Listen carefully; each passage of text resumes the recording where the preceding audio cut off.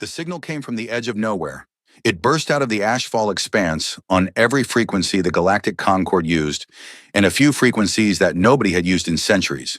It was messy, it was desperate, it repeated itself over and over again, the way a drowning person screams for air, not caring who hears, not caring how they sound, just needing someone, anyone, to listen. The signal came from Tyra 4, a cold and lonely moon that orbited a gas giant in a system most species had forgotten existed. The moon was small, it was dark.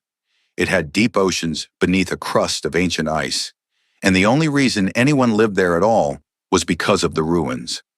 The Valith had built a colony on Tyra 411 cycles ago. They were a quiet species, the Valith. They came from a water world far away, a gentle place with slow currents and soft light. Their bodies were thin and delicate, built for floating, not fighting. Their skin glowed with bioluminescence, shifting colors to express emotions the way other species use facial expressions or words. When a Valith was happy, they shimmered blue and gold. When they were afraid, their light dimmed to almost nothing. Right now, every Valith on Tyra 4 was dark. Colony Master Ayalith stood in the command center of the research station and watched the data scrolling across her display. Her hands trembled. Her glow had gone out completely, and the officers around her were the same. 11,000 souls lived on this moon. Researchers, engineers, teachers, families. And in the lower levels of the colony, 3,000 Valith larvae floated in their nursery pools, and were too young to know what was happening, too fragile to be moved. The larvae were the problem. Or rather, the larvae were the reason that Yalith could not simply load everyone onto transports and run. Valith young were born in water. They breathed through gill membranes that could not handle the pressure changes of emergency faster than light travel. A standard FTL jump would kill them all, every single one. To evacuate the larvae safely, they needed specialized biotransport ships with pressure-controlled aquatic chambers, and the nearest such ships were weeks away. They did not have weeks. "Show me the projection again," Yalith said. Her voice was barely a whisper. Her chief astronomer, a young male named Rothan, pulled up the sensor data with shaking hands. The holographic display filled the center of the room, and every officer turned to look at it even though they had already seen it a dozen times. The Harrow Swarm. It appeared on the display as a cloud of red dots so dense that it looked like a bloodstain spreading across the stars. Billions of individual signatures, bioships, each one a living organism bred for one purpose: consumption. They moved together like a school of predatory fish, coordinated by hive vessels the size of small moons that pulsed with a cold and alien intelligence. The Harrow Swarm had not been seen in 800 galactic cycles. Most younger species thought they were a myth, a scary story told to frighten children. But the Valith were old enough to remember. Their historical archives held records of what the Harrow did to worlds that stood in their path. They did not conquer. They did not negotiate. They fed. And they stripped planets down to bare rock, consuming everything organic. Plants, animals, people, soil, water, atmosphere. When the Harrow finished with a world, there was nothing left but a dead stone spinning in the dark, and their trajectory put them directly on a collision course with Tyra 4. 6 rotations, Rothan said quietly. Maybe less. Their acceleration is increasing. 6 rotations, 6 days, in the common galactic calendar. 6 days before the swarm reached the system and consumed everything in it. Ylith closed her eyes. The light under her skin flickered once, a pale, grief-stricken violet, and then went dark again. "Send the signal," she said. "Send it on everything. Every frequency, every relay, every channel we have access to. Send it to the Concord. Send it to everyone." Rothan hesitated. "Colony Master, the Concorde has protocols for this. They will convene a session. They will debate. They will—" "I know what they will do," Yalith said. "Send it anyway. And Rothan, make it loud." He did.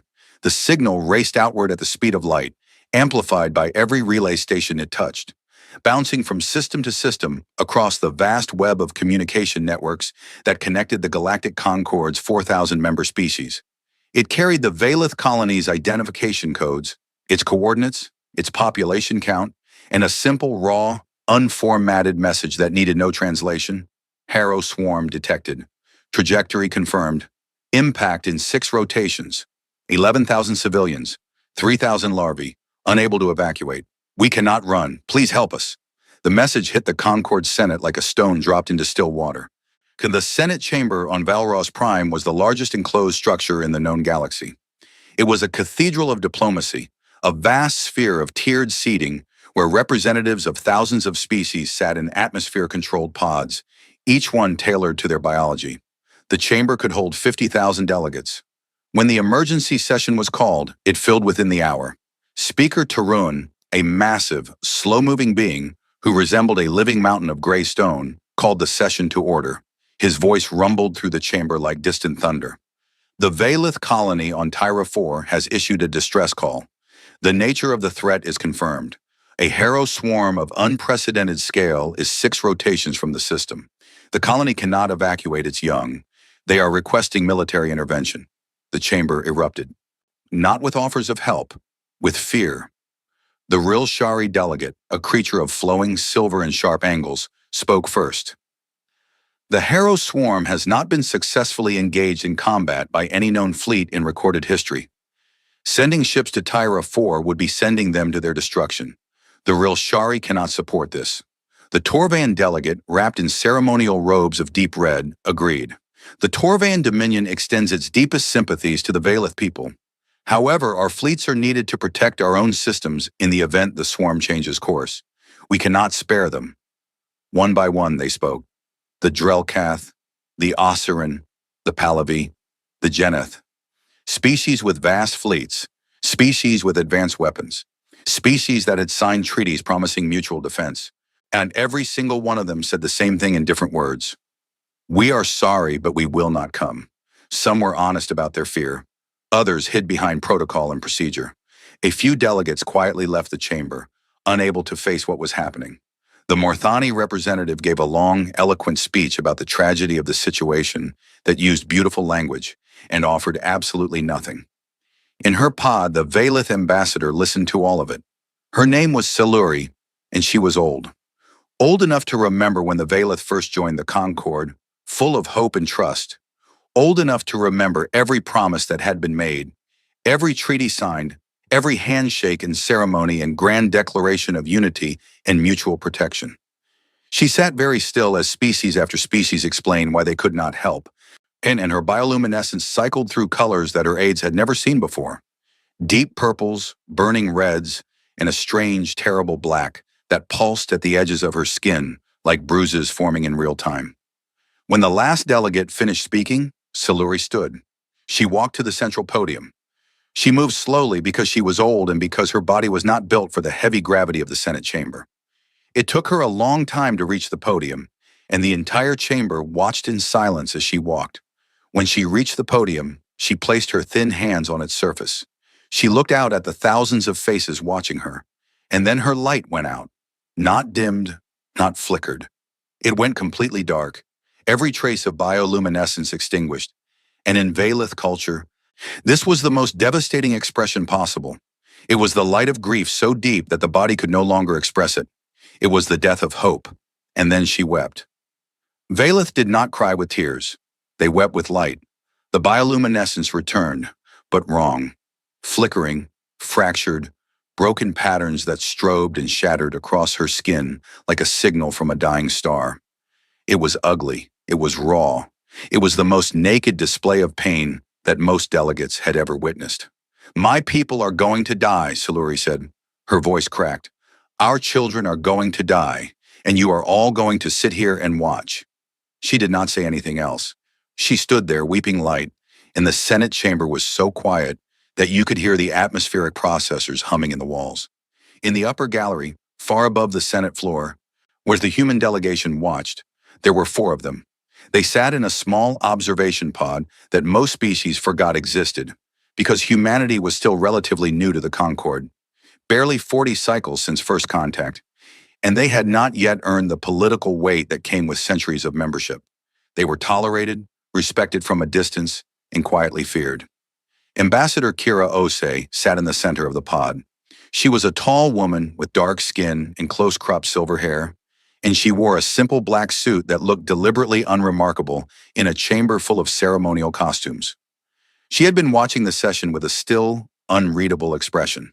Her hands were folded in her lap. She had not moved in over an hour. Beside her, her aide, a young man named David Chen, leaned over and whispered, "They're not going to do anything, are they?" Kira did not answer immediately. She watched Siluri standing alone at the podium, her broken light flickering across the faces of 4,000 species who had chosen to look away. Kira's jaw tightened. Something shifted behind her eyes. Something hard and old and very, very human. "No," Kira said quietly. "They're not." She stood up. She did not make a speech. She did not address the Senate. She simply turned and walked out of the gallery, and her team followed without a word. In the corridor outside the chamber, Kira pulled out a secure communication device. It was military grade, encrypted on frequencies that the Concorde could not intercept. She typed a message, short, precise, using a code that had not been activated in 9 years. Black Wake, Tyra 4, 6 rotations. Civilians in the path. She sent it. The message traveled through a chain of relay stations that humanity had quietly placed throughout the galaxy over the past 4 decades. It bounced from relay to relay, each one hidden inside asteroids and dead moons, until it reached a communications array orbiting Earth's moon. From there, it went to one person. Admiral Renko Vasquez sat in the command center of Orbital Station Prometheus, Earth's primary military coordination hub. It was a massive facility that hung in geosynchronous orbit above the Pacific Ocean, and from its observation deck, you could see the blue curve of the planet below, wrapped in white clouds. Vasquez was 57 years old, built like a piece of industrial machinery, and Owen had a face that looked like it had been carved from rough stone by someone who did not believe in gentle curves. He was drinking coffee when the message arrived. He set the cup down, read it twice, and was quiet for exactly 4 seconds. Then he turned to his aide, Commander Torres, and said 5 words. "Wake the 2nd and 7th. Torres did not ask questions. She did not ask for clarification or confirmation. She had served under Vasquez for 12 years, and she knew that tone of voice. It was the tone that meant people were in trouble, and there was no time for talking. She picked up a secure line and began making calls. Within 30 minutes, alarms were sounding across 6 military installations on 3 continents and 4 orbital stations. Crews scrambled. Engines ignited. Supply chains activated with a speed that would have seemed impossible to any species that did not understand what humanity was capable of when someone needed help. The Second Fleet was stationed in the Kepler sector, 72 light-years from Earth. 140 warships. Battle cruisers, destroyers, carriers, support vessels, and marine transports. Its commanding officer, Vice Admiral Hanna Morozov, received her orders while running on a treadmill. She read them, stepped off the treadmill, and was on her bridge in 11 minutes. The 7th Fleet was smaller but faster, a rapid response force designed to hit hard and arrive without warning. 60 ships, all of them armed to the teeth. Its commander, Rear Admiral James Okafor, received his orders while eating dinner with his family. He kissed his daughter on the forehead, told his husband he would be home soon, and was in orbit within the hour. Across the galaxy, hyperspace corridors that had been dormant for years suddenly blazed with energy.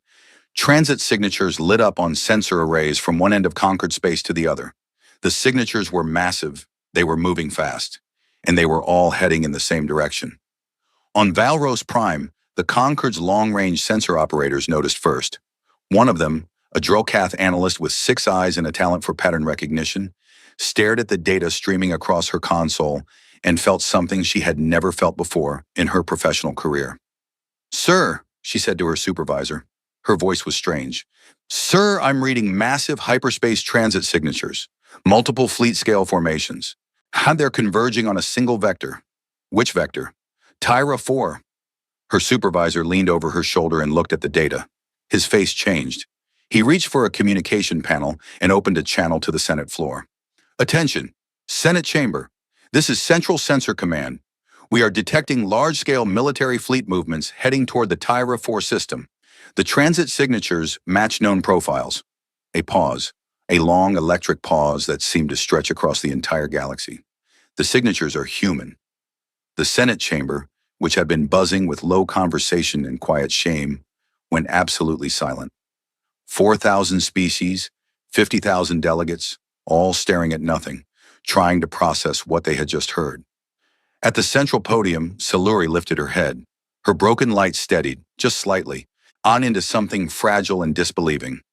In the Concord's intelligence division, senior analysts scrambled to verify the data. They pulled up everything they had on human military capabilities, which was not as much as they wanted because humans were frustratingly private about their fleets. What they found made several of them sit down very suddenly. 200 ships, one analyst murmured. They've mobilized 200 ships in less than a day. That's not possible, his colleague said. No species can mobilize that fast. Humans can. Another analyst, older and quieter than the rest, looked at the trajectory data and performed a calculation that no one had asked him to do. He calculated the fleet's arrival time at Tyra 4, compared it to the swarm's arrival time, and stared at the result. Wayna, they'll arrive with 2 rotations to spare, he said to no one in particular. They're going to beat the swarm there. A young sensor technician at the back of the room whispered something that would later become one of the most quoted phrases in galactic history. She did not know anyone was listening. She was not trying to be profound. She was simply staring at her screen, watching 200 warships burn across the galaxy toward a moon full of strangers, and the words fell out of her mouth before she could stop them. The Deathworlders are coming. The Senate heard it. The news networks heard it. Within hours, the entire galaxy heard it. On Tyra 4, Eolith received a notification that human fleets were inbound. She read it 3 times. Then she walked to the nursery levels, where 3,000 larvae floated in warm, dark pools, and their tiny bodies pulsing with faint, innocent light. She stood at the edge of the nearest pool and watched them drift, and for the first time since the swarm had been detected, she allowed herself to glow. It was small, it was fragile, but it was there. Someone was coming.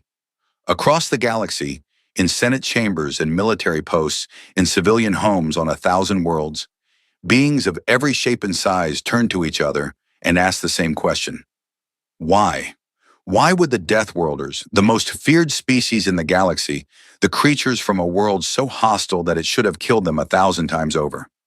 Why would they send their fleets to die for a species they barely knew? What did they gain? What was the strategy? What was the angle? They did not understand. They would not understand for a long time. But on the bridge of the UNSC Thermopylae, flagship of the Second Fleet, as the stars stretched into white lines and the ship plunged into hyperspace, Admiral Renko Vasquez stood with his hands clasped behind his back and looked at the star chart showing their destination. The blue dot of Tyra 4 pulsed gently on the display. He thought about 11,000 people who were afraid. He thought about 3,000 children who could not run.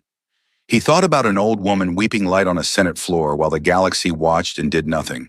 And he said quietly to the empty bridge, "Not on my watch." The fleet burned onward. The galaxy held its breath.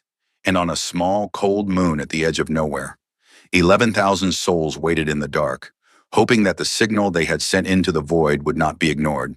It wasn't. At the UNSC Thermopylae was not a beautiful ship. No one who looked at it would call it elegant or graceful. It was a battle cruiser in the truest sense of the word. 2 kilometers of armored hull, layered weapons platforms, and engines powerful enough to push a small moon out of orbit. It looked like it had been built by people who expected to be hit very hard and wanted to make sure they could hit back harder, which was exactly what had happened. Admiral Renko Vasquez stood on the bridge and watched hyperspace stream past the forward viewports. The light of compressed space-time turned everything a pale electric blue. It was beautiful in a way that most humans found unsettling, like staring into the eye of a hurricane and recognizing that the calm was temporary. The bridge crew worked around him in controlled silence. E-30 officers at their stations, running calculations, monitoring fleet formation, checking weapon systems. Nobody spoke unless they had something worth saying. This was the Second Fleet, and the Second Fleet did not waste words.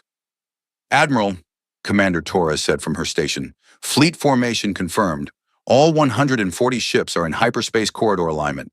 The 7th Fleet reports they will be 32 hours behind us. Rear Admiral Okafor says, and I'm quoting directly, 'Try to leave some for us.'" Vasquez allowed himself the ghost of a smile. "Tell James he can have whatever's left. The hospital ship Florence reports all medical bays are prepped. They've loaded additional supplies for aquatic biology. Apparently, the medical staff has been studying Valith physiology since we departed. No, they say they're ready. They studied an alien species biology in 9 hours?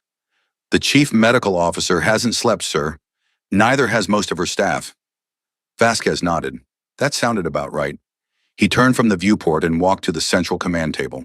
A large holographic display that showed the fleet's current position, their destination, and, in angry red, the projected path of the Harrow swarm. The two trajectories converged at Tyra 4, like the paths of two bullets aimed at the same target. Time to arrival? Vasquez asked. 18 hours, sir. We will arrive approximately 2 rotations before the swarm. Good. That gives us time to set up. Send a message to all captains. I want a full briefing in 6 hours. And Torres? Sir? Find out everything we know about the Harrow swarm. Everything. I want their composition, their attack patterns, their biology, their weaknesses. If someone wrote a paper about them 300 years ago, I want it on my desk. Torres nodded and began working. Vasquez stood at the command table and looked at the small blue dot that was Tyra 4, and he thought about the 11,000 people waiting there. Across the galaxy, in places far from the Thermopylae Bridge, other people were thinking about other things. In the Concord's intelligence headquarters on Velros Prime, senior analyst Kareth of the Drellcath species sat at her console and tried to understand what she was looking at. Kareth had 6 eyes, each one capable of perceiving a different spectrum of light, and she used all of them now as she processed the data flowing across her screens. See, she had been assigned to the Human Analysis Division 3 years ago, a posting that most analysts considered either a punishment or a joke. Humans were new. Humans were small, relatively speaking. Humans were from a single unremarkable planet in a quiet corner of the galaxy. How interesting could they possibly be? Very interesting, it turned out. Terrifyingly interesting. Kareth pulled up the fleet data first. 200 warships mobilized in under 12 hours. She had run the numbers 4 times because she was convinced there was an error. There was no error. The second fleet had gone from standby to full combat deployment in 9 hours. The 7th fleet had been activated 3 hours after that. Supply chains, fuel depots, ammunition reserves, and medical facilities. All of it had come online with a speed that defied every logistical model the Concord used. For comparison, Kareth pulled up the mobilization times of other Concord species. The Rilshari, who had one of the most advanced militaries in known space, needed 42 standard rotations to fully mobilize a comparable fleet. The Torvan needed 60. The fastest species in the Concord, the Geneth, could do it in 20. Humans did it in less than 1. How? Kareth muttered to herself. She had been asking this question a lot lately. She opened the Human Analysis Division's classified files, a collection of data, reports, and intelligence assessments that had been assembled over the 4 decades since first contact. She had read most of it before, but she read it again now with fresh eyes. Because something was about to happen at Tyra 4 that the galaxy had never seen, and she wanted to understand it. The file on Earth came first. Earth was classified as a Class 12 death world. This classification was, in itself, remarkable because the Concord's planetary danger scale only went to 10. The scale had been in use for 6,000 years, and it had been perfectly adequate for categorizing every inhabited world in the galaxy. Then the Concord had discovered Earth, and they had to add 2 more numbers. Kareth read the summary again, even though she had memorized it. Earth had an axial tilt that created extreme seasonal variations. It had tectonic plates that shifted and collided, producing earthquakes, volcanic eruptions, and tsunamis. Its atmosphere generated storms powerful enough to flatten cities. However, it was home to approximately 8 million species of plants and animals, a staggering number, and roughly 80% of them were either venomous, poisonous, predatory, parasitic, or some combination of all 4. The planet's dominant predators included creatures that weighed several tons and could bite through bone. Its oceans contained animals that hunted with electrical fields, dissolved prey with acid, or simply swallowed other animals whole. Even its plants were dangerous. Some produced toxins. Some had thorns that could pierce body armor. One species of tree was so poisonous that standing under it in the rain could cause chemical burns. And the humans had evolved on this world. They had not merely survived it, they had conquered it. They had risen to the top of a food chain that was more like a food war, when they had done it without claws, without venom, without natural armor, without any of the biological weapons that other species relied on. They had done it with their brains, their hands, and a characteristic that the Concord xenobiologists had struggled to categorize: persistence, stubbornness, the absolute bone-deep refusal to give up. Kareth scrolled to the section on human biology. She had read it many times, but it still made her uncomfortable. Humans were endurance predators. On their homeworld, before they developed technology, they had hunted by simply following their prey until it collapsed from exhaustion. They could not outrun most animals, but they did not need to. They just kept going. Hour after hour, day after day, in heat that would have killed most galactic species. They simply refused to stop moving until whatever they were chasing fell down and died. Their bodies were built for damage. Their bones healed. Their skin closed over wounds. They could lose blood, significant amounts of blood, and continue functioning. Their immune systems attacked foreign organisms with a ferocity that xenobiologists described as excessive and unnecessary. They could survive temperature ranges that would kill a Valith in minutes. They could go without water for days. They could go without sleep for days, though this made them increasingly unstable, which was somehow even more frightening. And then there was the adrenaline response. When a human perceived danger, their body flooded with chemicals that increased their heart rate, dilated their pupils, suppressed pain, enhanced reaction speed, and redirected blood flow to major muscle groups. In other words, when a human was afraid, their body's response was to become temporarily stronger, faster, and harder to kill. Most galactic species, when afraid, became weaker.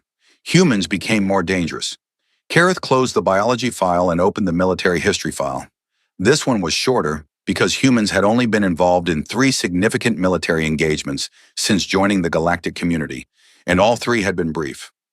The first was the Torvan border incident 9 years ago. A Torvan warlord had decided to test humanity's resolve by raiding a human colony on the frontier. He had sent 30 ships. The human response force had arrived in 6 hours and destroyed all 30 ships in 22 minutes. And the warlord had survived and sent a formal apology the next day. The second was the Pahlavi hostage crisis 6 years ago. A Pahlavi terrorist cell had taken 47 human civilians hostage on a space station.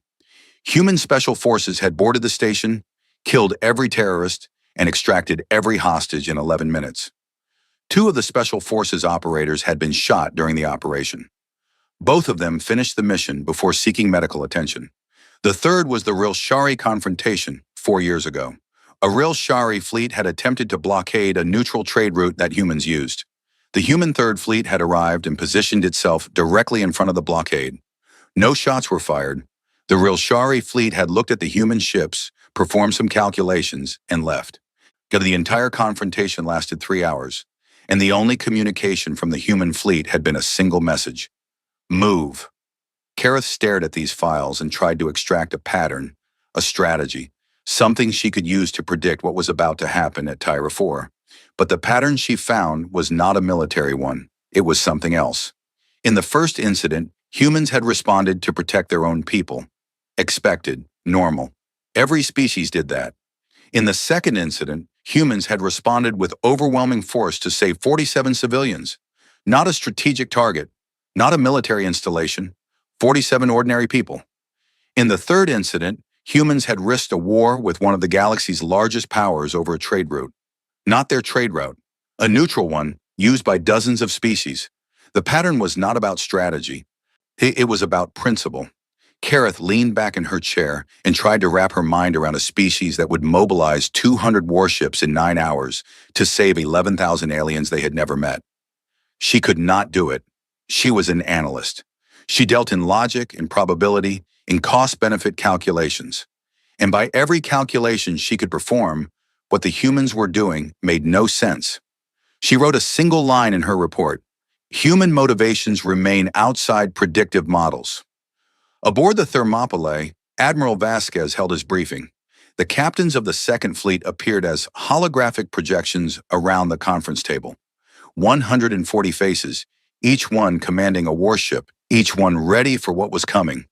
They were a diverse group, young captains and old ones, the veterans of all 3 prior engagements and officers who had never fired a weapon in anger. Men, women, and a few who identified as neither. They came from every continent on Earth and a dozen colony worlds. They were different in almost every way, but they all had the same look in their eyes. Vasquez did not waste time. He pulled up the tactical display showing the Harrow swarm and laid out the situation in plain terms. The swarm was massive. Billions of individual bioships, dozens of capital-class hive vessels.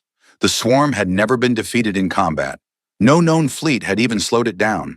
The Concorde had classified it as an extinction-class hazard, which meant that the official recommendation was to evacuate and run. The Valeth can't run, Vasquez said.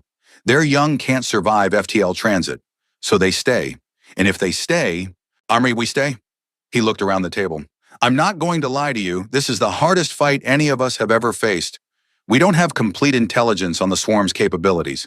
We don't know what their weapons do. We don't know if they can adapt. What we do know is that there are 11,000 civilians on that moon, including 3,000 children, and every other species in this galaxy has decided they're acceptable losses. He paused. They're not. Captain Elena Vasic of the destroyer Indomitable spoke up. She was a small woman with sharp eyes and a reputation for saying exactly what she was thinking. Admiral, what are our rules of engagement? Defend the colony, stop the swarm. Don't die if you can help it. Wait, but protect those people if you can't help it. And if we can't stop them, then we slow them down until the 7th Fleet arrives, and then we stop them together. And if we can't stop them together, Vasquez looked at her. His face was stone. Then we buy enough time for someone to figure out how to evacuate those larvae. But Captain Vasic, I have been in this Navy for 35 years, and I have never once seen a human fleet fail to protect the people it came to protect. I do not intend to start today. The room was silent. Then Captain Vasic nodded, once, sharply, and that was all that needed to be said. The briefing continued with tactical details, formation plans, weapons loadouts, communication protocols. It was professional and precise and utterly lacking in drama. Humans did not go to war with speeches and glory. When they went to war with spreadsheets and logistics and a quiet iron determination that was far more frightening than any battle cry. While the captains planned, Lieutenant Commander Priya Sharma sat in a cargo bay on the Marine Transport Calcutta and stared at schematics. Priya was a combat engineer, which meant she built things that kept people alive in places where everything was trying to kill them. She was 31 years old, born in Mumbai, raised on the Mars colony, and had a talent for solving impossible problems under impossible pressure. She also had not slept in 22 hours, but she was too angry to be tired. The schematics were for emergency shelters, standard human military shelters designed for human biology. They were useless for the Valeth. Priya had pulled every piece of data she could find on Valeth physiology. And the list of problems was growing by the hour. The Valeth needed high humidity. Their skin dried out and cracked in arid conditions. They needed controlled temperatures within a narrow range. Their larvae needed water, obviously, but not just any water. It had to be within specific chemical parameters, or their gill membranes would fail. And their hearing was sensitive to vibrations above a certain frequency, which meant that standard military operations, the kind that involved explosions and gunfire and heavy vehicles, could cause them physical pain. She was redesigning the shelters from scratch. She was building in humidity systems, vibration dampeners, aquatic chambers, and atmospheric controls, all using materials that were already on the transport ships because there was no time to order anything new. She was doing this while simultaneously reviewing the geological surveys of Tyre 4 to find the best locations for fortified positions in case the swarm reached the surface. Her team of engineers gathered around her, and they worked together in focused silence, passing tablets back and forth, arguing over stress calculations, and solving problems one after another with the relentless efficiency of people who understood that every hour counted. At one point, Sergeant Kowalski, a large man with hands like shovels, looked at the Valeth biological data and said, "These people are fragile, like really fragile. A strong handshake could bruise them. Which is why we're building shelters that can take a direct hit from a swarm breacher and still keep them safe," Priya said without looking up. "If one of those things gets through, the Valeth can't fight. They can't run. They'll be counting on us to be between them and whatever comes." Kowalski nodded slowly. "So we build it right. We build it right." They built it right. They worked through the night, through the artificial day cycle of the ship, and into the next night. They tested their designs in simulations and found flaws and fixed them and tested again. Priya's hands shook from caffeine and exhaustion, and she did not stop. In the quiet hours of the ship's night, when most of the crew was asleep, Priya sat alone in the cargo bay and looked at a holographic image of a Valith larva. It was tiny, translucent. It glowed with a soft, newborn light, and it floated in its pool with the peaceful ignorance of a creature that did not know the universe was dangerous. She thought about the fact that 3,000 of these small, glowing things were floating in pools on a moon that was about to be devoured. She thought about the fact that every species in the galaxy had looked at them and decided they were not worth the risk. She pressed her palms against her eyes and breathed. Then she went back to work. 16 hours into the journey, the fleet's communications officer intercepted a broadcast from Tyra 4. It was not the distress signal that was still repeating endlessly, unanswered by anyone except the humans. This was something new. It was a message from Colony Master Eolith, directed at the approaching human fleet, asking a single question. Is it true? Are you really coming? Vasquez read the message. He thought about it for a moment. And then he dictated a reply and had it sent on the same frequency, in Valith, run through the best translation software humanity had. The translation was imperfect. The grammar was awkward, and some of the words were wrong, but the meaning was clear. Hold on, we're coming. Nobody dies today. On Tyra 4, Eolith received the message in the command center. She read it on her display, and then she read it again. Around her, officers who had been dark with fear for days began to flicker. Uncertain, fragile lights that did not quite know what to do with themselves. Eolith stared at the message for a long time. The words were clumsy. The translation was clearly done by someone who did not speak Valith. But there was something in them. A bluntness, a simplicity, and a raw and unpolished sincerity that no amount of elegant language could have matched. Nobody dies today. She did not know who these humans were. She had read about them, of course. Every species had. The Deathworlders, the heavy gravity predators from the impossible planet, the species that the galaxy whispered about in equal parts admiration and terror. But she had never spoken to one. She had never received a message from one, and she had certainly never been told by one that nobody was going to die. She pressed her hands against the display as if she could reach through it and touch the person on the other side. Her bioluminescence surged, a sudden, overwhelming wave of color that filled the entire command center with light. It was a color that her species rarely produced, a deep, warm amber that had no exact translation in any other language. The officers around her stared. They had seen every shade of Valith emotion, but this one was unfamiliar. It was not quite gratitude. It was not quite hope. It was something new, something that sat between the two and could not be named because the Valith had never needed a word for the feeling of being rescued by strangers. Later, much later, after everything that happened at Tyra 4, the Valith would create a word for it. They would call it Vastron, and they would define it as the light of those who came. It would become one of the most important words in their language. But that was later. Right now, Ioleth simply stood in the command center of her small colony on a small moon at the edge of nowhere, and she glowed, and for the first time in days. So the darkness felt a little less absolute. 2 rotations remained. The fleet was coming, the swarm was coming, and the galaxy, watching from a safe distance, held its breath and waited to see what would happen when an unstoppable force met a species that had never learned how to stop. The sky above Tyra 4 changed on the morning of the 4th rotation. Iolith was standing at the observation dome of the colony's upper level when it happened. She had been watching the stars, the same stars she had watched every night since the signal went out, searching for something she was not sure she believed in. The stars had been cold and empty and indifferent, the way stars always were, and she had started to wonder if the human message had been a lie. Not a cruel lie, maybe a kind one, the kind of lie you told to people who were going to die, so they would not be afraid at the end. Then the sky cracked open. That was what it looked like. A line of white light split the darkness from one horizon to the other, and then another, and the lines multiplied and branched and spread until the entire sky above the colony was filled with streaks of burning light. Each streak was a ship dropping out of hyperspace, decelerating from faster than light to normal space, in a controlled burst of energy that lit up the void like a second sunrise. 140 ships. They came out of hyperspace in formation, not scattered, not disorganized, not the ragged arrival of a fleet that had been hastily assembled. They came out in precise geometric patterns. Carriers in the center, destroyers fanning outward, these battlecruisers forming a wall between the moon and the direction the swarm would come from. It was choreographed. It was deliberate. It was the arrival of a military force that had spent the journey preparing for exactly this moment. The Thermopylae came out last, directly above the colony, and it was enormous. From the surface of Tyra 4, it blotted out a patch of stars the size of Ioleth's fist held at arm's length. Its hull was dark gray and scarred. Old damage from old battles that had been repaired but not polished, because humans did not waste time on appearances when function was what mattered.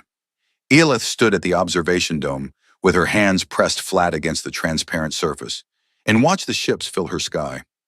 Around her, Valeth colonists gathered, drawn by the light, drawn by the noise of the colony's communication systems suddenly flooding with human transmissions, drawn by the simple, overwhelming fact that someone had actually come. They glowed, all of them. Not the dim, frightened flickers of the past days, but real, bright, full-spectrum bioluminescence that turned the observation dome into a cathedral of living light. Some of them shimmered with blues and golds that meant hope.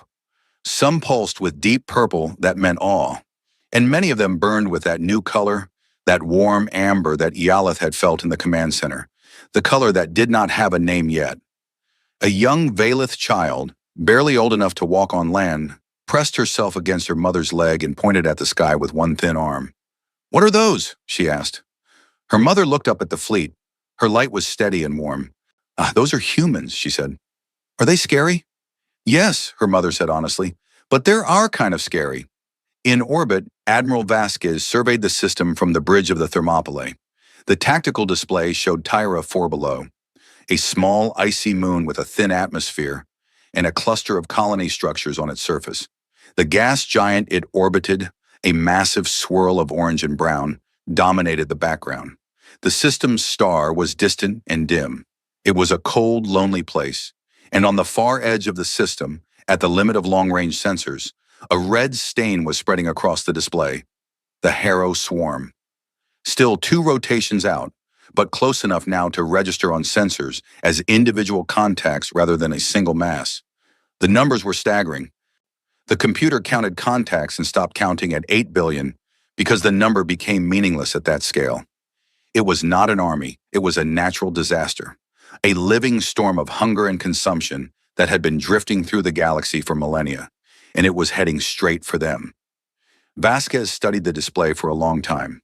He noted the swarm's formation, its speed, the distribution of its hive vessels. He noted the way the smaller bioships clustered around the hive vessels like cells around a nucleus. He noted the gaps, places where the swarm's density was thinner, possible weak points, possible entry corridors for attack runs. He had read every report the Concord had on the Harrow Swarm. They were old reports, centuries or millennia out of date, and most of them ended the same way. Total loss. Fleet destroyed. Hidden planet consumed. No survivors. The reports read like obituaries. Vasquez did not intend to write another one. "Deploy the phalanx," he ordered. The phalanx was humanity's primary defensive doctrine for large-scale engagements. It was named after an ancient formation used by warriors on Earth thousands of years ago. A wall of shields and spears, each soldier protecting the soldier next to them, creating a barrier that was stronger than any individual could be alone. The modern version was the same idea, scaled up to the size of a star system. The carriers positioned themselves behind the moon, using Tyra 4's mass as partial cover while they launched fighter wings. The destroyers spread out in a wide screening formation, creating an early warning and interception network that would detect and engage swarm elements long before they reached the main line. The battle cruisers formed the wall itself, 37 ships arranged in a curved formation facing the swarm's approach vector, their combined weapons coverage creating overlapping fields of fire that would turn any approaching force into a kill zone. Behind them all, at a safe distance, the hospital ship Florence waited. It was the largest ship in the fleet, a vessel the size of a small city, and it was filled with medical staff, operating rooms, trauma bays, and, as of the past 18 hours, emergency aquatic facilities for Valith patients that the medical team had improvised from cargo containers and water recycling systems. The fleet settled into position, weapons charged, shields activated. Fighters launched in waves, filling the space around the fleet with swarms of small, fast, heavily armed craft that moved like flocks of angry birds. And then they waited. On the surface of Tyra 4, the waiting was different. The marine transports had begun landing within an hour of the fleet's arrival. Heavy shuttles, each one carrying engineers, marines, equipment, and supplies, dropped through the thin atmosphere and touched down on the ice fields surrounding the colony. The colony's landing pads were too small for military transports, so the humans simply found flat ground and landed there instead. Priya Sharma was on the first shuttle down. She stepped out onto the surface of Tyra 4 and felt the cold hit her like a wall. Her environmental suit compensated immediately, but she could still feel the chill pressing against the outside, while looking for a way in. The gravity was light, about 60% of Earth standard, and she had to adjust her stride to avoid bouncing with each step. The colony was smaller than she had expected, a cluster of interconnected domes and tunnels built half into the ice with transparent sections that glowed with soft internal light. It looked fragile. It looked like something that a strong wind could break. She walked toward the main entrance with her team behind her. 20 combat engineers, loaded with equipment, moving with the purposeful speed of people who had a job to do and not enough time to do it. At the entrance, they were met by a Valith. Priya had seen images of the Valith in the files she had studied, but images did not do them justice. The being standing before her was tall and impossibly slender, garnished with skin that was not quite translucent, not quite opaque, somewhere in between like frosted glass lit from inside. She had no hair. Her eyes were large and dark and liquid, and they reflected light like deep water. She wore a simple garment that flowed around her body like seaweed in a current. She was glowing, a soft, shifting pattern of blues and greens that rippled across her skin like sunlight on ocean waves. "I am Sothal," the Valith said. Her voice was quiet, musical, like water running over stones. "I am a researcher here. Colony Master Eoleth asked me to serve as your liaison."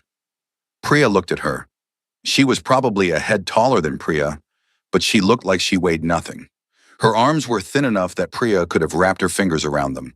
She moved carefully, as if aware that the universe was full of things that could break her. "Lieutenant Commander Priya Sharma," Priya said.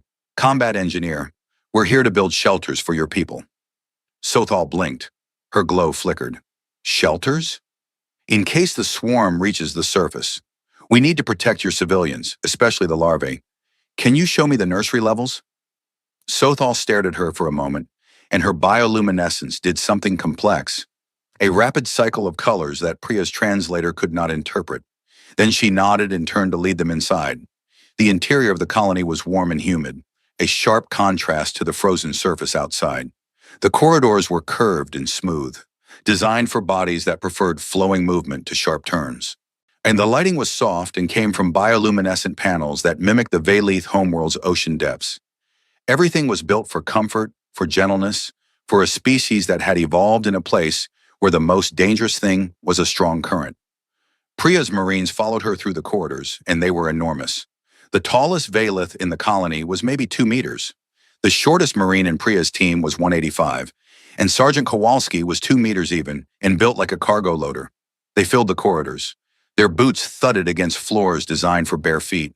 Their equipment bumped against walls designed for shoulders half their width. The Valith watched them pass. Colonists stopped in doorways and pressed against walls, staring with huge dark eyes at these creatures from a world that should have been impossible. Some of them dimmed with instinctive fear. These were predators. Their bodies shouted predator. Everything about them screamed danger. But others glowed with that uncertain amber, because these predators had come to help. Sothal led them to the nursery levels. They descended through the colony into the deeper sections, where the temperature rose and the humidity thickened until it felt like walking through warm fog. The nursery was the heart of the colony, a series of large chambers filled with shallow pools of carefully maintained water, each one glowing with the soft bioluminescence of hundreds of Valith larvae. Priya stepped to the edge of the nearest pool and looked down.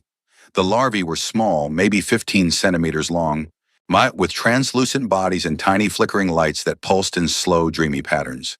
They drifted in the warm water with no awareness of what was happening above them, turning slowly, bumping gently against each other, alive and innocent and terribly vulnerable. There were hundreds of them in this pool alone, and there were dozens of pools, 3,000 larvae, 3,000 children who could not be moved, could not be evacuated, could not fight, could not run. 3,000 reasons why the fleet above had crossed the galaxy. Priya was quiet for a long time. Then she turned to her team. We fortify this level first. I want blast-rated walls on every access corridor, vibration dampeners on the ceiling and floor. Check the frequency tolerances, Kowalski. Their young can't handle anything above 400 hertz. The pools need independent temperature and chemical regulation in case the main systems fail. And I want emergency air seals on every room. If the upper colony is breached, the nursery stays intact. Is that clear? It was clear. The engineers went to work. They worked through the day and into the night. They hauled materials from the shuttles, cut and welded and bolted and sealed, building walls within walls, shelters within shelters. They were not gentle workers. They were loud and they moved fast and the ground shook under their boots. But they were careful. They were so careful. They checked and rechecked their vibration levels. They tested the humidity systems over and over. They handled Valith infrastructure with the kind of attention that seemed at odds with their size and strength. At one point, a section of the nursery wall needed reinforcement, and the only way to reach it was to work directly above one of the larval pools. Sergeant Kowalski, the largest person on the team, suspended himself from a ceiling beam with his legs and welded a blast plate into position while hanging upside down, because it was the only angle that would not disturb the pool below. Sothal watched this with an expression that her bioluminescence could not quite translate. A human twice her mass, hanging from a ceiling, welding armor plating to protect children that were not his own. She did not have a framework for this. Nothing in her experience, nothing in her species' history explained what she was seeing. She followed Priya everywhere. She helped where she could, translating between the engineers and the colony staff, explaining Valith needs, and answering questions. She watched Priya work with a focus that bordered on obsession, solving problem after problem, refusing to rest, refusing to slow down. During a brief pause, while Priya drank water and reviewed the next phase of construction, Sothal sat beside her and asked the question that had been building in her since the humans arrived. "Why did you come?" Priya looked at her. "What do you mean?" The Concord refused. Every species refused. They said the risk was too great, the Harrow too dangerous. They were not wrong. The Harrow has never been defeated. The logical response is to protect yourself. The strategic response is to sacrifice the few to save the many. Every analysis supports this conclusion. She paused. But you came anyway. Your entire fleet came. You are building shelters for our children. You are going to fight a force that has destroyed every fleet that has ever faced it. And you gain nothing from this. We have nothing to offer you. We are a small species with no military, no strategic value, no resources worth fighting for. She looked at Priya with her dark, liquid eyes. Why? Priya set down her water. She was quiet for a moment. The nursery hummed around them, with the soft sound of water filters and the gentle glow of sleeping larvae. Because you asked for help, Priya said. That's it. That's the whole reason. You were in trouble, you asked for help, and we could help. I don't need anything from you. My admiral doesn't need anything from you. Nobody in this fleet needs anything from you. We didn't come here because of strategy or politics or resources. We came because you're in trouble and we can help, and that is all the reason we have ever needed. She looked at Sothal. Where I come from, when someone asks for help, you help, and you don't ask what you get in return. You just help. Sothal's glow shifted. The amber deepened, spread, filled her entire body with warm light. She did not speak for a long time. Then she said very quietly, My people have a light for every emotion we have ever felt. We have lights for joy and grief and anger and love and fear and every shade in between. But I do not have a light for what I feel right now. There is no word for it, no color. Maybe you'll have to make a new one, Priya said. Maybe we will. They sat together in the warm glow of the nursery, and outside, above them, the fleet hung in the dark like a wall of iron and fire. And beyond the fleet, the swarm was coming. In orbit, the Concord Observation Flotilla arrived. 12 ships from 8 different species, each one carrying diplomats, military observers, journalists, and historians. They were not here to help. They were here to watch. The flotilla positioned itself at the edge of the system, far enough from Tyra 4 to be safe, but close enough to get good sensor readings. On the lead ship, a Rilshari vessel called the Eternal Perspective, observers gathered at their screens and studied the human fleet with professional interest. Most of them expected to be recording a disaster. The humans were brave, certainly, perhaps admirable in their way. But bravery did not win against the Harrow Swarm. Nothing won against the Harrow Swarm. That was the whole point. The observers had prepared analyses, eulogies, and editorial pieces about the tragedy of humanity's noble but doomed effort. A few of them, however, were less certain. A Drellcath observer named Kareth, the same analyst who had been studying the human files, sat at her station and watched the fleet's deployment with all 6 of her eyes focused on different data streams. She was tracking their formation, their weapon signatures, their communication patterns. "They're not panicking," she said to her supervisor. "Why would they panic? They haven't seen the swarm yet." "They have. Their sensors are better than ours. They've been tracking the swarm since they arrived. They know exactly how big it is." She pointed at her screen. "Look at their formation. It's defensive but aggressive. They're not setting up to retreat. They're setting up to fight. All of them. In every ship is positioned to engage." Her supervisor looked at the data. They know they're outnumbered by a factor of millions." "Yes. And they're staying." "Yes." Her supervisor was quiet for a moment. Then he said, "Record everything. Whatever happens here, the Concorde needs to see it." On the surface of Tyra 4, the shelters were nearly complete. Priya and her team had worked for 30 straight hours, and the nursery level was now a fortress within a colony. Blast walls, environmental controls, emergency systems, independent power supplies. It was not pretty. The military-grade materials clashed with the soft, organic architecture of the Valith colony like a scar on silk. But it was strong. It would hold. The upper levels had been fortified too. Marine positions were established at every entrance, every corridor junction, at every vulnerable point. Heavy weapons emplacements covered the approaches from the landing fields. The Marines themselves were dug in and ready, armored figures standing at attention in corridors built for people half their size. Priya stood at the entrance to the nursery level and ran a final check on the blast doors. They were solid. She had tested them herself.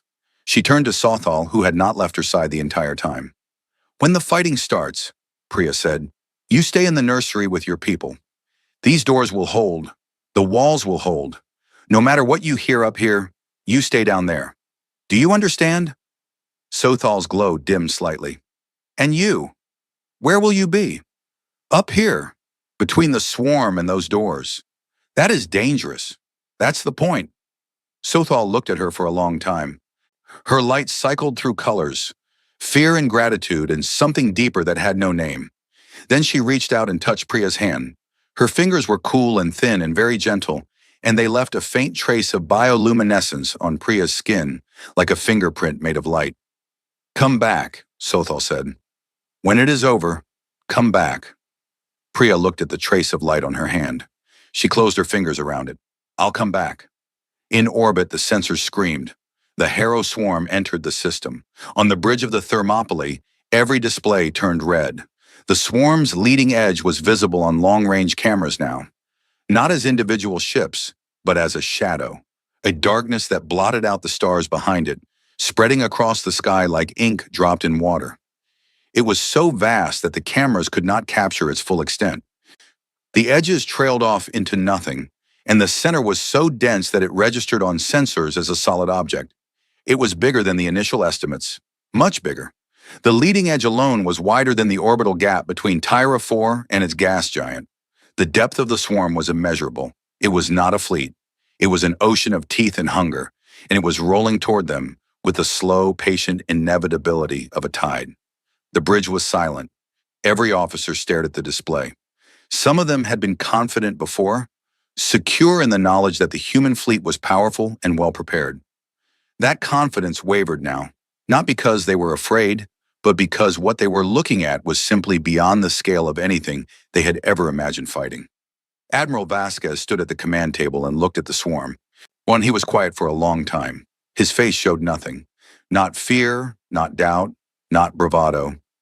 Just a calm, steady focus, like a man studying a problem and deciding how to solve it. Then he turned to his communications officer. Open a channel, all frequencies, broadcast to the swarm. The officer complied. The channel opened with a soft chime. Vasquez spoke. His voice was flat, unhurried, the voice of a man who had made his decision a long time ago and was simply informing the universe of what that decision was.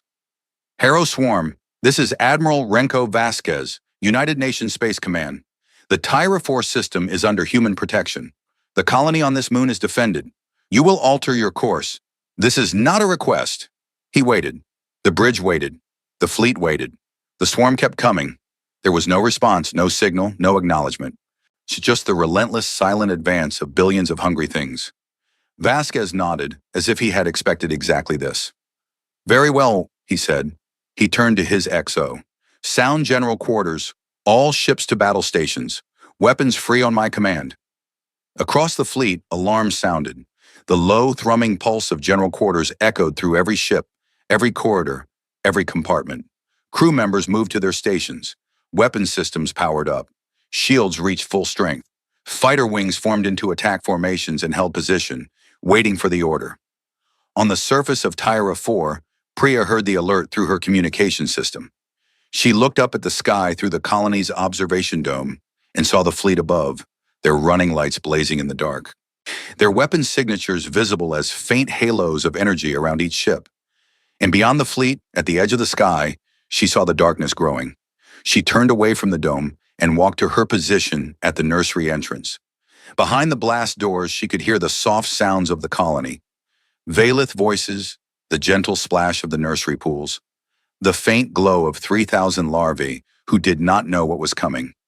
She checked her weapons. She checked her armor. She checked the blast doors one more time. Then she stood and she waited. On the bridge of the Thermopylae, Vasquez looked at the approaching swarm. It filled the entire forward display now, a wall of darkness that seemed to eat the light itself. His XO, Commander Torres, stood beside him, her face pale but her hands steady. Admiral, she said quietly, that is a lot of bugs. Vasquez looked at the display. He looked at it for a long moment, and then the corner of his mouth twitched. Not quite a smile, but close. Good, he said. I'd hate to have come all this way for nothing. He straightened his uniform. He placed his hands behind his back. He looked out at the darkness. All ships, this is the Admiral. The swarm is here. You know why we're here. You know what's behind us. Hold the line. He paused. Hold the line.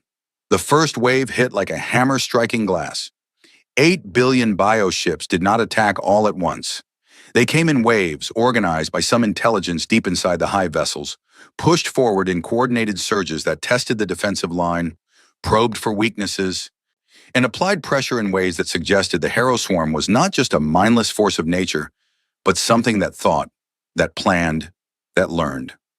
The first wave was a test, roughly 200 million small bioships, each one the size of a human fighter craft, built from chitin and muscle and acid, driven by biological engines that burned organic fuel and left trails of toxic exhaust.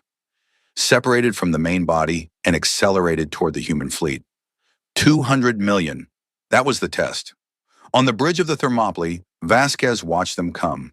The tactical display showed the wave as a red tide rushing toward the thin blue line of his fleet. The numbers were absurd. His 140 ships against 200 million. But humans had never been particularly good at math that told them to give up. Screening formation, engage at maximum range, Vasquez ordered. Carriers, launch all remaining fighter wings. Destroyers, weapons free. The fleet opened fire. It started with the destroyers. 40 ships spread across the screening formation, each one loaded with point defense batteries and medium-range weapon systems that humanity had spent centuries perfecting. They fired in coordinated volleys, timed to create overlapping kill zones where no swarm element could pass without flying through a crossfire. The first volley hit the leading edge of the swarm wave and tore it apart. Thousands of bioships detonated, their organic hulls shredded by kinetic rounds and burned by plasma bolts. The destruction was massive, visible from the surface of Tyra, 4 as distant flashes of light, like a thunderstorm on the horizon. But the wave did not stop. The destroyed ships were replaced instantly by the ones behind them, and the wave kept coming, absorbing the losses the way an ocean absorbs rain. The destroyers kept firing. Behind them, the carrier groups launched their fighter wings. Thousands of small, fast, heavily armed craft piloted by men and women who had trained for exactly this kind of chaos. The fighters met the swarm wave head-on, diving into the massive bioships and tearing corridors through them with guns and missiles and, in several cases, with the sheer kinetic force of their own ships used as battering rams. Fighter pilot Lieutenant Yuki Tanaka flew her craft into the thickest part of the wave and found herself surrounded by bioships on every side. They were ugly things. Segmented bodies, multiple limbs. Its jaws that opened in ways that suggested they had been designed by something that understood biology but had never heard of beauty. They swarmed around her ship like insects around a light, trying to latch on, trying to bite through her hull. She killed 12 of them in the first 30 seconds. Her wingman killed 8 more. They carved a path through the wave and came out the other side trailing smoke and chitin fragments, banked hard, and dove back in. Across the engagement zone, the same scene repeated hundreds of times. Human fighters engaged the swarm in close combat, dancing through the mass with a speed and precision that the swarm's intelligence had clearly not anticipated. Human reflexes were faster than the bioship's response time. Human pilots were more creative, more adaptive, more willing to take risks that no rational analysis would support. And human ships were tough. A bioship latched onto Lieutenant Commander Marcus Webb's fighter and tore off his port wing. He flew the next 4 minutes on one wing and raw attitude thrusters, killed 9 more contacts, and landed on the carrier Yorktown with a ship that looked like it had been chewed on by something very large. He climbed out of the cockpit, asked for a new ship, and was back in the fight in 20 minutes. The first wave broke. Not defeated, the swarm did not experience defeat the way other forces did, but disrupted, scattered, reduced from a coordinated assault to a chaotic cloud of individual ships that the human fleet's defenses could pick off one by one. Within 2 hours, the first wave was gone, 200 million destroyed. And the fleet had lost 3 fighters and 2 pilots.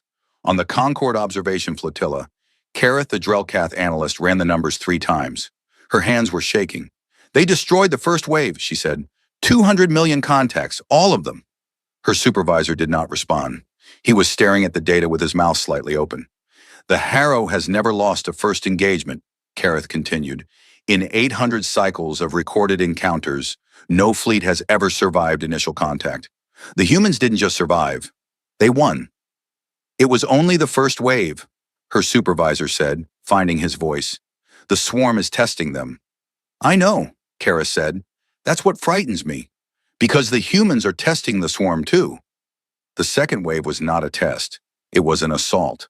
The hive vessels pushed forward, and in this time they sent everything. Not the full 8 billion, but a significant portion. A wall of bioships so dense it blocked the starlight. Mixed into the wave were larger organisms, assault carriers that could spawn new bioships mid-battle, siege beasts that were essentially living battering rams designed to crack open defensive formations, and acid bombers that trailed clouds of corrosive gas behind them. The wave hit the destroyer screen, and this time it pushed through. The destroyers fought hard.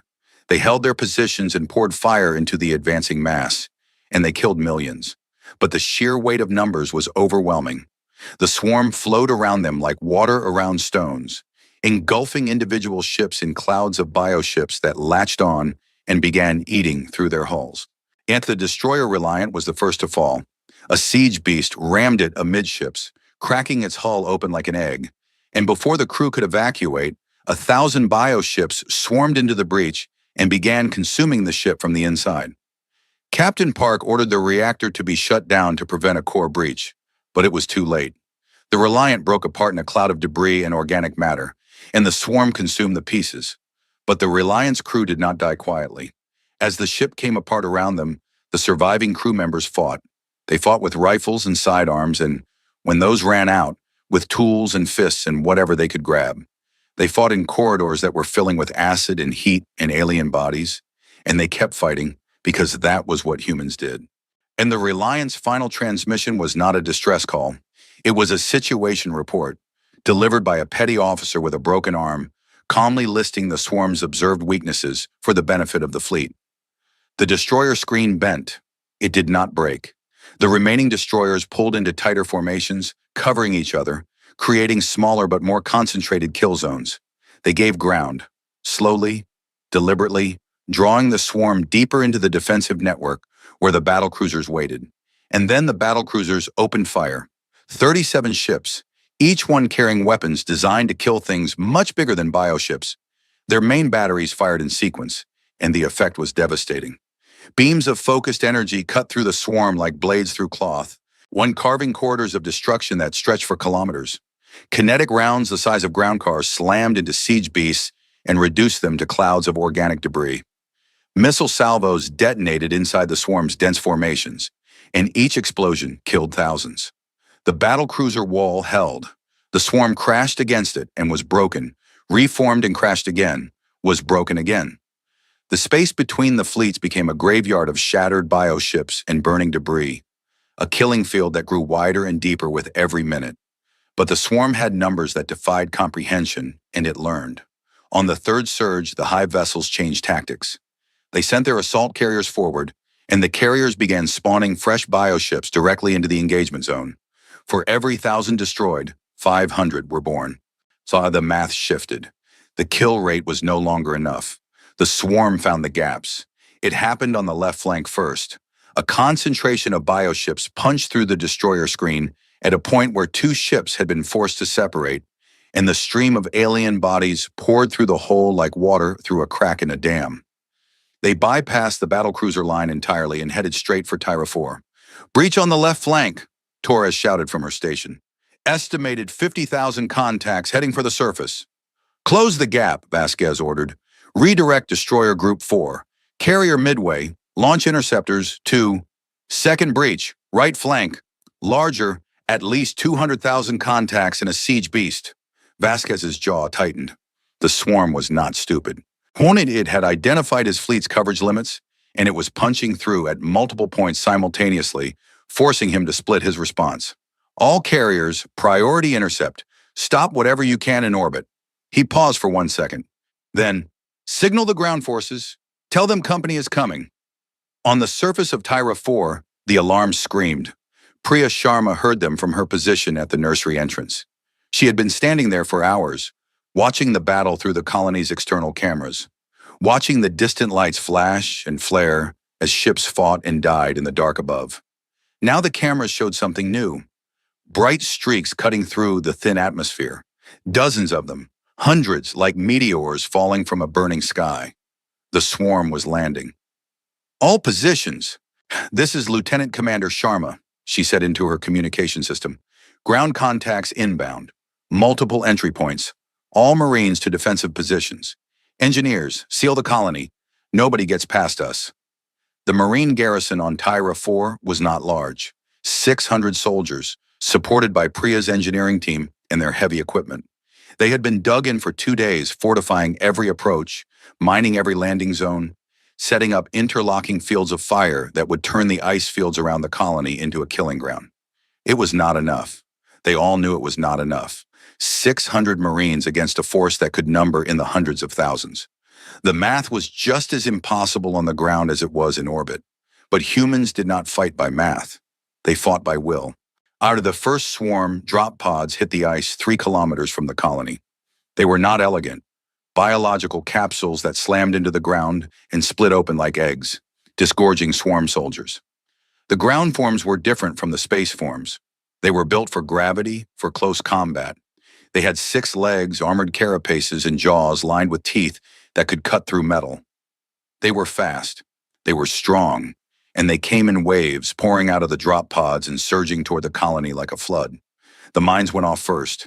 The ice fields erupted in a chain of explosions that killed thousands of swarm soldiers in the first seconds.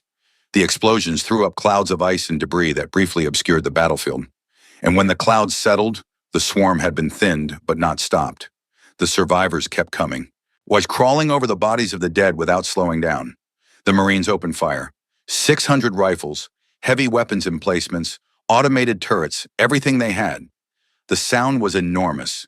a continuous roar of gunfire and explosions that shook the colony's walls and rattled the teeth of every human inside. The swarm hit the outer defensive line, and the fighting became close. Sergeant First Class Maria Delgado held a position at the colony's eastern approach with a squad of 12 Marines. She had served for 15 years, had fought in 2 of humanity's 3 prior engagements, and considered herself difficult to surprise. The swarm surprised her. They were faster than she expected. The first one reached her line in seconds, leaping over a barrier with its 6 legs churning, and she shot it in the head at point-blank range. And the second one was right behind it. The third came from the side. Her squad fired continuously, and the bodies piled up in front of their position, and more kept coming. "Fall back to secondary line," Delgado ordered. Her squad moved, disciplined, covering each other, falling back in pairs while maintaining fire. They reached the secondary line and dug in again, and the swarm followed them, relentless. Across the perimeter, the same fight played out at every position. The Marines held, fell back, held again. They traded ground for time, making the swarm pay for every meter with bodies. The ice around the colony turned dark with alien blood, thick black fluid that steamed in the cold air. But the swarm kept coming, and the drop pods kept falling. Priya heard the fighting above her and felt the vibrations through the floor. She was inside the colony now, at the entrance to the nursery level, standing behind the blast door she had built. Behind her, the Valith huddled in the shelters, 11,000 civilians packed into reinforced chambers, their bioluminescence dimmed with fear. In the nursery pools, the larvae drifted peacefully, unaware of the hell unfolding above them. Sothal was beside Priya. She had refused to go deeper into the shelters. Priya had argued with her, had told her it was dangerous, had ordered her to get behind the blast doors. Sothal had looked at her with those dark liquid eyes and said, "You are staying, I am staying," and that had been the end of the argument. The fighting reached the colony, a swarm breacher, a larger organism, built like a battering ram with acid-tipped limbs, smashed through the colony's eastern wall. It tore through the outer structure as if it were made of paper, ripping open corridors and chambers, and behind it poured a flood of ground soldiers. Marines met them in the corridors. The fighting was brutal and close. Human rifles fired at point-blank range. Alien jaws snapped at human armor. The corridors were too narrow for proper tactics, so it became a matter of strength and will, and the refusal to take one step backward. Private First Class Tomas Rivera was 19 years old and had never seen combat. He stood in a corridor with his rifle and watched the swarm come toward him, a wall of armored bodies and cutting jaws, and his hands shook so badly he could barely aim. Then he thought about the nursery behind him. He thought about 3,000 larvae floating in warm water. He thought about the fact that they were counting on him even though they did not know he existed. He stopped shaking. He raised his rifle. He fired. He held that corridor for 7 minutes, alone after his squad was forced to fall back, firing and reloading and firing again until reinforcements arrived. When they found him, he was standing in a pile of dead swarm soldiers that reached his knees, his armor cracked, his face bloody from a cut above his eye, and his rifle so hot that the barrel glowed. "You okay, kid?" the sergeant asked. Rivera looked at him. "They didn't get past me." "No," the sergeant said. "They didn't." On the upper levels, the fighting intensified. The swarm poured through multiple breaches in the colony's walls, and the Marines fought them in every corridor, every room, every stairwell. The colony was never built for war. Its soft curves and gentle architecture became a maze of close-quarters combat where the advantage shifted back and forth with every turn. And then the worst happened. A second breacher hit the section directly above the nursery. It tore through the floor, the actual floor, and dropped into the level where Priya and Sothal were standing. It was enormous, 3 meters tall, its carapace dripping with acid that hissed and smoked where it touched the ground. Behind it, ground soldiers poured through the hole like ants from a broken nest. Priya did not think. She did not calculate. She did not weigh the odds. She raised her weapon and fired directly into the breacher's face. The first shot staggered it. The second cracked its carapace. The third blew a hole through its head. And it collapsed in a heap of twitching limbs and acid that splashed across the floor and onto Priya's armor. The acid ate through the outer layer immediately, and she felt heat, intense, burning heat, across her left arm and back. She did not stop. The ground soldiers were coming through the gap, and behind her was the nursery. Behind her were 3,000 children and Sothal and the blast doors that she had built with her own hands. She fired. She fell back. She fired again. Her engineering team joined her. Kowalski with a heavy weapon that he braced against his hip and fired from the shoulder because there was no time to set up properly. Two other engineers with rifles, all of them pouring fire into the breach. A ground soldier got past the fire. It lunged at Priya and its jaws clamped down on her right arm. She felt the pressure. Shore felt the armor crack, felt something in her forearm break. She screamed, a raw animal sound of pain, and she grabbed the creature's jaw with her left hand and forced it open. The creature was strong. She was stronger because behind her were children, and humans who were protecting children were capable of things that biology alone could not explain. She pried the jaw open and shot the creature through the mouth. It fell. Another took its place. She shot that one too. The breach was too wide. More were coming. Too many. Priya was wounded. Her arm was broken, her back was burned, and the acid was eating through more of her armor. She could not hold this position alone. She made a decision. Kowalski, seal the breach. Use the emergency welding charges. That'll seal us on this side, Kowalski shouted. I know. Abra, do it. Kowalski hesitated for exactly 1 second. Then he pulled the emergency charges from his pack, slammed them against the edges of the breach, and triggered them. The charges detonated with a roar of heat and light, and molten metal flowed across the gap, fusing the broken edges together, sealing the breach in a crude but effective wall of cooling steel. The swarm soldiers on their side of the seal, about a dozen, were trapped. Priya, Kowalski, and 2 engineers killed them in the next 45 seconds. It was not clean. It was not pretty. It was survival at its most basic level. When the last one fell, Priya slumped against the wall. Her arm hung at a wrong angle. Her back was on fire. The acid burns had reached her skin through the damaged armor, and the pain was so intense that her vision blurred. Sothal was there. She knelt beside Priya, her bioluminescence blazing so brightly that it lit up the entire corridor. She was shaking. Her thin hands hovered over Priya's wounds without touching, afraid to cause more pain, desperate to help. Priya, she said. Priya, you're hurt. The breach is sealed, Priya said. Her voice was thin. Check the blast doors. Are the larvae safe? Sothal looked at the blast doors. They were intact. The nursery beyond was silent and undamaged. They're safe, she said. Good. Priya closed her eyes. Good. Sothal held her. She wrapped her thin arms around Priya's shoulders, carefully avoiding the burns, and her light pulsed in a slow, steady rhythm. Warm amber, deep and gentle, the rhythm of a heartbeat translated into light. It was a Valith healing ritual, one that mothers used with their injured young. It could not fix broken bones or heal burns, but it said, you are not alone. You are cared for. You are safe. Priya leaned into her. She was in pain. She was exhausted. She had just fought off a wave of alien soldiers with a broken arm and acid burns. And she felt safe because Sothal was there, glowing gently in the dark, and sometimes that was enough. Above them, the battle raged on. In orbit, the situation had become desperate. The swarm had breached the line in 4 places now, and streams of bioships were getting through to the surface. The destroyer screen was in tatters. 8 destroyers lost, 6 more damaged. The battlecruiser line was holding, but it was taking punishment.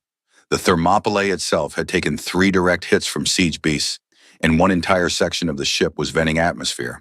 And then the Kursk happened. The battlecruiser Kursk was positioned on the right flank when a hive vessel, a massive, living command ship the size of an asteroid, made a direct run at the defensive line. Hive vessels were the brains of the swarm.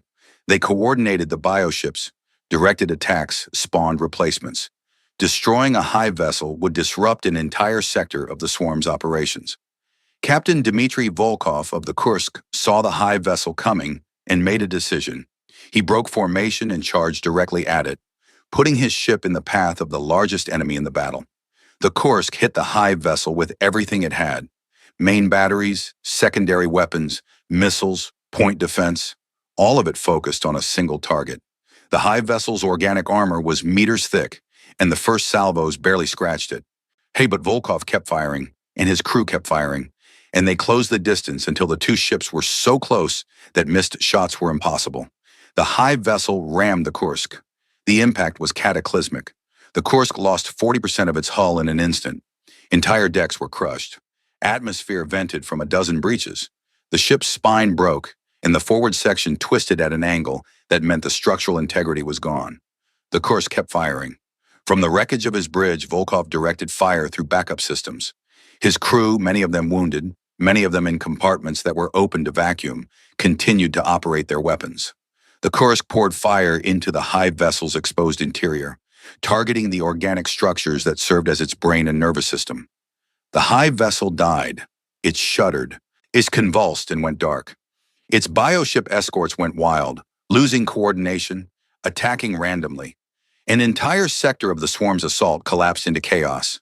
The Kursk drifted in the wreckage, broken but alive. Emergency beacons activated. Rescue shuttles launched from the carrier group.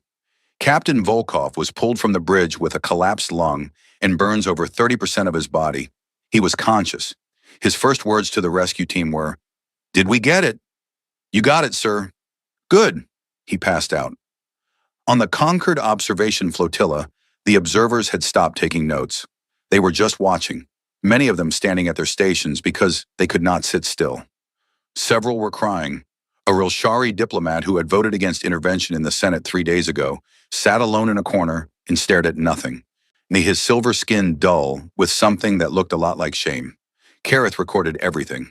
Her report would later be classified as one of the most important military documents in Concord history, but right now she was not thinking about history. She was thinking about the crew of the Kursk, who had rammed a living mountain to protect a moon full of strangers, and she was trying to understand how a species could be capable of that. The battle turned. 18 hours after the first wave, the 7th Fleet arrived. 60 ships dropped out of hyperspace on the swarm's left flank, fresh and armed and moving at attack speed. Rear Admiral James Okafor had spent the entire journey studying the 2nd Fleet's engagement data, identifying the swarm's coordination patterns, mapping the positions of the remaining Hive vessels. He did not waste time with speeches. All ships, target the Hive vessels, kill the brain, kill the swarm, execute. The 7th Fleet hit the swarm like a knife in the side. Fresh weapons, full ammunition, undamaged ships. They tore into the swarm's command structure with surgical precision. Hive vessel after Hive vessel was targeted and destroyed, and with each one that fell, a section of the swarm lost coordination. The combined human fleet, what was left of the 2nd and all of the 7th, pressed the advantage. Vasquez ordered a general advance, and the battle cruiser line moved forward for the first time in the battle, pushing into the swarm, grinding it down, breaking it apart. The swarm fought back. It fought hard, and more human ships were lost and more humans died. The destroyer Indomitable, to her hull already damaged from hours of fighting, was swarmed by a concentrated mass of bioships that dragged her out of formation. Captain Elena Vasek, the woman who had asked Vasquez what would happen if they could not win, found herself surrounded and cut off. She did not panic. She opened a fleet-wide channel and said, calm and clear, "This is Captain Vasek of the Indomitable. I am going to overload my reactor. I suggest you give me some room." The nearby ships pulled back. Vasek detonated the Indomitable's reactor core. The explosion consumed the ship and every bioship within a 10-kilometer radius. The flash was so bright it was visible from the surface of Tyra 4. Her final transmission, recorded by the fleet's communication systems, was her crew singing, not a war song, a lullaby. An old Earth lullaby that one of the crew members had started and others had picked up, their voices steady and calm as the reactor core built toward detonation. On the Concord observation flotilla, a Morthani diplomat heard the recording and asked Kareth what it was. Kareth explained. The Morthani was silent for a very long time, and then she said, "They sang to the dark." "Yes," Kareth said. "Why?" Kareth did not have an answer. She would spend the rest of her career looking for one. The swarm broke. It did not happen all at once. It happened in stages. First, the flanks collapsed as Hive vessels were destroyed and their bioships lost cohesion. Then the center faltered as the combined human fleet concentrated its fire. And then, for the first time in the 800 cycles of the Harrow Swarm's recorded existence, it retreated. The retreat was not a rout. It was calculated, controlled. Whatever intelligence guided the harrow recognized something it had never encountered before. A prey species that did not weaken as the fight went on, but instead grew more dangerous. A species that lost ships and kept fighting, that lost friends and fought harder, that stood in the path of an extinction-class hazard and said no. The swarm pulled back, regrouped at the edge of the system, and then turned away. It changed course, heading back into the deep dark of the ashfall expanse. The bioships folded their limbs. The hive vessels dimmed. The wall of hunger and teeth that had blotted out the stars receded like a tide going out. The sensors cleared. The stars came back. On the bridge of the battered, broken, but still functioning Thermopylae, Admiral Vasquez sat down heavily in his command chair. The tactical display was clearing, the red stain of the swarm fading from the edges of the screen. Around him, his bridge crew was silent, stunned, exhausted. Torres stood beside him, her face smudged with smoke from a console fire that had broken out during the battle. She was swaying on her feet. "They're gone," she said. "They're actually gone." Vasquez nodded. He did not smile. He did not celebrate. He looked at the casualty reports that were beginning to scroll across his display. Ship names, crew names, numbers that represented people who had been alive this morning and were not alive now. "Get me the names," he said quietly. "Every single one." On the surface of Tyra 4, the guns fell silent. Priya heard it, the absence of sound, the sudden, shocking quiet after hours of constant noise. She was still sitting against the wall where Sothal had held her, and for a moment she thought she had gone deaf. Then she heard the soft sounds of the nursery behind the blast doors, the gentle splash of water, the quiet hum of environmental systems, the faint pulse of larval bioluminescence. 3,000 larvae still floating in their pools, still alive, still glowing. Priya closed her eyes. Something hot ran down her face, and she realized she was crying. Sothal held her tighter. Her light was steady and warm. Tyra 4 still turned. The colony still stood. 11,000 Valeth were alive because 200 human ships had crossed the galaxy and stood in the path of the dark. The battle was over. The cost had been enormous, but the line had held. The SOS wasn't ignored. Deathworlders sent a fleet to the aliens, and the galaxy held its breath. Part 5. The galaxy remembers the silence after the battle was louder than the battle itself. For 3 days, the human fleet held position around Tyra 4. The ships that could still move arranged themselves in a defensive formation, battered and broken and still bristling with weapons. The ships that could not move were towed into stable orbits and anchored there, their crews evacuated to functioning vessels. The wreckage that could not be saved was marked with transponder beacons so it could be found later, because every piece of debris had once been part of a ship with a name and a crew, and humans did not leave their dead in unmarked graves. The hospital ship Florence moved to the center of the formation and opened every bay it had. Shuttle after shuttle carried wounded from the fleet to its massive medical facilities. Human crew members with burns and broken bones and missing limbs pulled from wrecked compartments in damaged corridors, and in one case from the vacuum of space itself, where a Marine had survived for 11 minutes in a cracked suit by the sheer stubbornness of his biology. But the Florence was not only treating humans. Valeth from the colony had been injured during the ground assault. Ceiling collapses, acid contamination, injuries from the fighting that had spilled into the colony's corridors. The human medical staff had spent the journey to Tyra for studying Valeth biology, and they put that knowledge to work now with a focus that bordered on obsession. Valeth physiology was delicate. Their bones were thin and hollow, designed for a low-gravity aquatic environment. Their skin was sensitive to chemicals that humans considered harmless. Their circulatory system used a copper-based fluid instead of iron-based blood, which meant that standard human medical supplies were useless or dangerous for them. Everything had to be adapted, improvised, invented on the spot.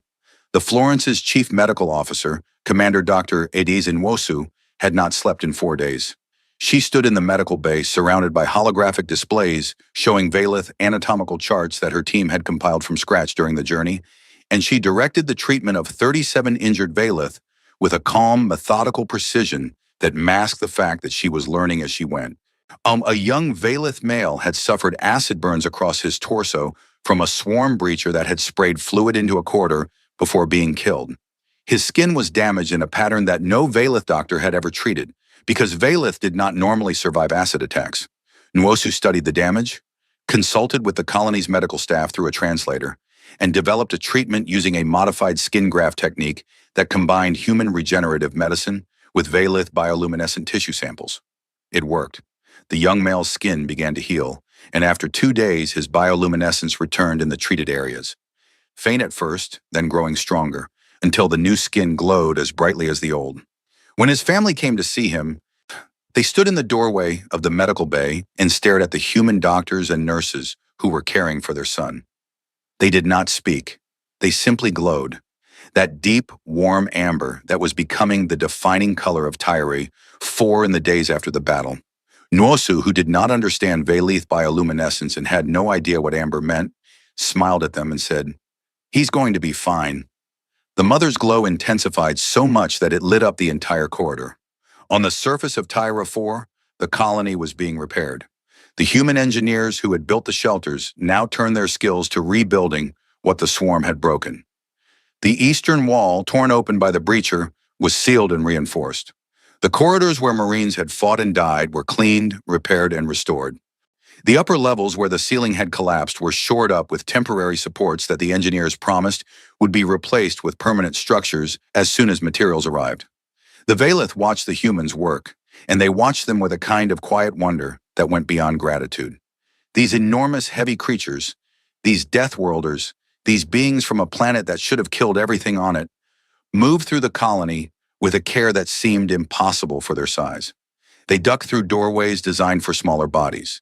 They spoke in soft voices when they were near the nursery levels.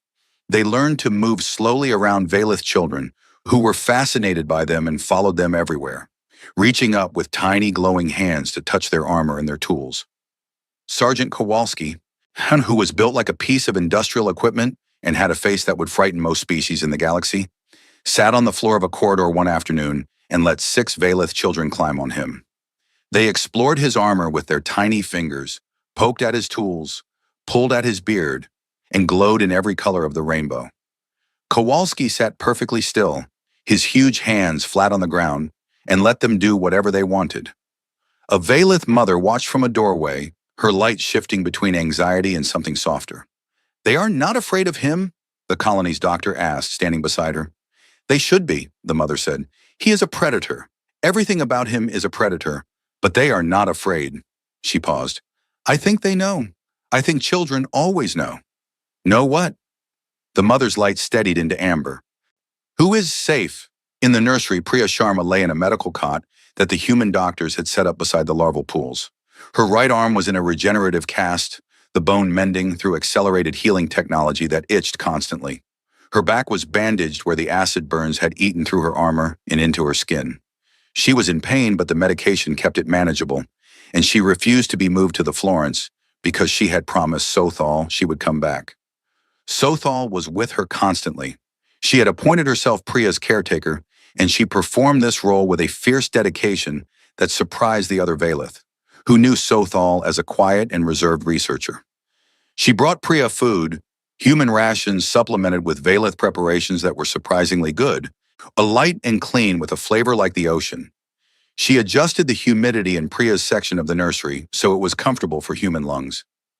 She sat beside the cot and talked about her research, about the colony, about her homeworld, about anything except the battle. And she glowed. Not the formal, controlled bioluminescence of a Valith diplomat or the reflexive emotional responses that the species was known for. This was something different, a steady, deliberate light that Sothal chose to emit, a conscious decision to illuminate the space around Priya with warmth. One evening, when the colony was quiet and the larvae were drifting in their pools, and the only sound was the gentle hum of water filters, Priya looked at Sothal and said, "What does that color mean?" "The amber one. I see it everywhere now." Sothal was quiet for a moment. Her glow shifted, as if she was thinking about how to explain something in a language that did not have the right words. "We did not have this color before you came," she said. "It is new. My people have been trying to name it. Colony Master Ioleth has proposed a word, and I think it will be accepted. The word is Vashran." "Vashran," Priya repeated. The word was soft in her mouth, like a whisper. "It means the light of those who came." It is the feeling of being saved by someone who had no reason to save you. The feeling of kindness that is so unexpected and so complete that your body does not know how to express it with any existing color, so it creates a new one. Priya stared at her. You made a new emotion because of us? We made a new word for an emotion that already existed, but we had never felt. We had never needed it. And nobody had ever come for us before. Priya's eyes were wet. She blinked and looked away, toward the larval pools where 3,000 small lives glowed in the warm water, alive because of what had happened in orbit and in the corridors above. Well, she said, her voice rough, now you have it. Now we have it. Sothal reached out and took Priya's uninjured hand. Her fingers were cool and thin, and where they touched Priya's skin, they left a faint trace of amber light, like a mark that said, "You are the reason this word exists."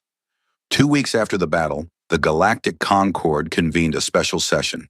The Senate chamber on Valrose Prime was full. Not just full, overflowing. Every species had sent representatives, and the gallery was packed with journalists, historians, military analysts, and ordinary citizens who had traveled from across the galaxy to be present. The battle at Tyra 4 was the only thing anyone had talked about for 2 weeks. The sensor recordings from the Concorde observation flotilla had been broadcast on every news network, and the galaxy had watched them with a mixture of awe, disbelief, and something uncomfortable that many species were struggling to name. It looked a lot like shame. Speaker Tarun called the session to order. His rumbling voice echoed through the vast chamber, and the delegates fell silent. The first speaker was Saluri, the Valeth ambassador. She walked to the central podium the same way she had walked there weeks ago. Slowly, carefully, her old body laboring under the heavy gravity of the chamber. But she was not the same. Her bioluminescence was different. Where before she had been dark with grief, now she burned with a steady, fierce amber that illuminated the podium and the floor around it like a small sun. She reached the podium and placed her hands on its surface. She looked out at the thousands of faces watching her, and she began to speak. 3 weeks ago, I stood at this podium and wept. I wept because my people were going to die, and no one in this chamber was willing to help them. I wept because every treaty, every promise, every declaration of unity and mutual protection that this body has ever made turned out to be nothing more than words. Her voice was steady. It did not crack. It burned. Today, I am going to show you something. I am going to show you what happened while you were protecting yourselves. She activated the chamber's holographic display, and the sensor recordings began to play. The delegates watched the human fleet arrive at Tyra 4. They watched the Phalanx formation deploy. They watched the first wave of 200 million bioships crash against the destroyer screen and be destroyed. They watched the second wave breach the line. They watched the Kursk ram a hive vessel and keep firing from its wreckage. They watched fighters dive into the swarm and come out the other side trailing debris. They watched Marines stand in corridors and fight with their bodies when their weapons failed. They watched the Indomitable detonate its reactor. They heard the crew singing. The chamber was silent. Thousands of delegates, tens of thousands of observers, and not one of them made a sound. Saluri let the recordings play. She showed the 7th Fleet's arrival, the destruction of the hive vessels, the swarm's retreat. She showed the aftermath, the human ships battered and broken, the crews exhausted, the medical teams treating Valeth wounded with improvised techniques. She showed Sergeant Kowalski sitting on the floor, while Valeth children climbed on him. She showed a human combat engineer, her arm in a cast and her back bandaged with burns, being held by a Valeth researcher in a corridor lit with amber light. When the recordings finished, Saluri turned off the display. The chamber was so quiet that the atmospheric processors sounded like thunder. You all heard the signal, Saluri said. Every species in this chamber received our distress call. You all had fleets. You all had weapons. You all had the ability to help. And you all chose to protect yourselves. She let the words hang in the air. The humans had the same choice. They could have done nothing the way you did. They could have sent condolences and pulled their ships back to their own territory and let us die. That would have been the rational decision, the strategic decision, the safe decision. Her amber glow intensified. Instead, they sent 200 ships to fight an extinction-class hazard for a species they barely knew. They lost 17 ships. They lost 1,412 people. fathers and mothers and sons and daughters. They burned across the galaxy and stood in the dark and bled for us. And when I asked their ambassador why, she said it was because we asked for help. She looked out at the Senate. Her eyes, dark and liquid and old, must moved across the faces of 4,000 species. I want every person in this chamber to sit with that. I want you to think about what it means. I want you to ask yourself whether your species would have done the same. And then I want you to ask yourself what this Concord is for if it cannot protect the people it promised to protect. She stepped back from the podium. She did not say anything else. She did not need to. The silence lasted for nearly a full minute. Then from the upper tiers a sound began. It was quiet at first, a rhythmic pounding, the universal sound of approval that many species had adopted from the humans themselves. Applause. It started with the smaller delegations, the species with little political power, the ones who had wanted to help but lacked the ships. It spread. It grew. Within 30 seconds. Yet the entire upper gallery was applauding. Within a minute, the lower tiers joined. Within 2 minutes, the Senate chamber shook with the sound of 4,000 species acknowledging something they could not deny. The humans had done what they would not. Ambassador Kira Osei was asked to speak. She walked to the podium with the same quiet, unremarkable stride that characterized everything she did. She wore the same black suit. She carried no notes. She stood at the podium where Siluri had wept and Siluri had burned, and she looked out at the galaxy's representatives with an expression that was calm and open and completely without arrogance.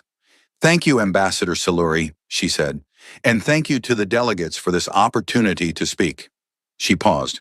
She seemed to be choosing her words carefully, one not because she was uncertain, but because she wanted them to be exact.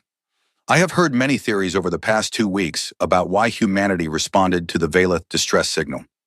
I have heard that it was a strategic move to gain political influence. I have heard that it was a military exercise to test our weapons against a new enemy. I have heard that it was an act of aggression designed to intimidate other species. I have heard many things. She shook her head slightly. None of them are true. The truth is much simpler than that, and I think that is why so many people have trouble believing it. She looked at the Senate. We came because someone was in trouble and we could help. That is the whole reason.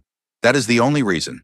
That we did not come to Tyra 4 to prove a point, or to gain an advantage, or to show the galaxy what we could do. We came because 11,000 people were going to die, and we could not live with ourselves if we let that happen. She paused again. Her voice was steady, but there was something underneath it. Not anger, not sadness, something more fundamental, something that sounded like belief. Where we come from, there is a very old idea. It is so old that we do not know who first said it. The idea is simple.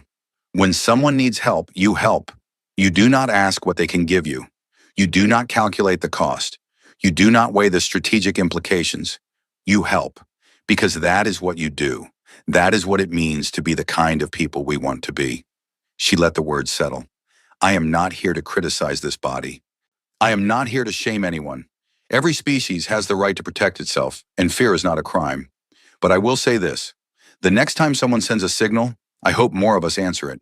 Because the galaxy is very large and very dark, and the only thing that makes it bearable is the knowledge that when the dark comes, you are not alone. She stepped back. If anyone else sends a signal, we will answer that one too. She walked back to her seat. The chamber erupted again. Applause, this time mixed with voices, delegates calling out statements of support, proposals, questions. The political earthquake that had been building since the battle finally broke. In the weeks that followed, the galaxy changed.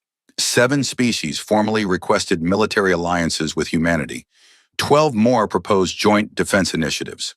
Where the Concord established a new rapid response protocol modeled directly on the human fleet's mobilization procedures, designed to ensure that no distress signal would go unanswered again. The phrase, "Who answered the signal?" became a galactic idiom. It was used in political debates, in diplomatic negotiations, in conversations between ordinary people on thousands of worlds. It meant what it sounded like. When things were hard, when the stakes were high, when the cost was real, who showed up?